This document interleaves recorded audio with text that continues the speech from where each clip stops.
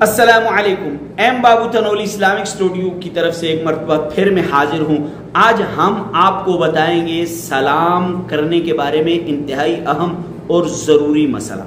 بہت سارے لوگ کسی ایک محفل میں جاتے ہیں، اب ان بہت سارے لوگوں کی طرف سے ایک شخص نے ہی سلام کر دیا تو گویا وہ سب کی طرف سے سلام ہو گیا۔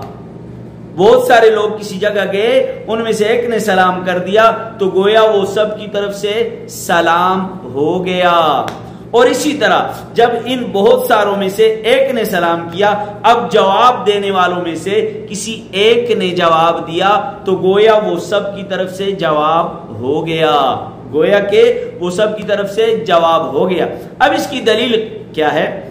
دلیل ہے حضرت علی رضی اللہ تعالی عنہ روایت فرماتے ہیں نبی کریم صلی اللہ علیہ وسلم سے کہ فرمایا نبی کریم صلی اللہ علیہ وسلم نے یجزئ عن الجماعت اذا مروا ان يسلم احدهم، کہ یہ کافی ہو جاتا ہے، یہ کفایت کر جاتا ہے کہ جب تم کسی کے پاس سے گزرو، تم ایک آدمی سلام کر لو تو یہ سب کی طرف سے کافی ہو جاتا ہے۔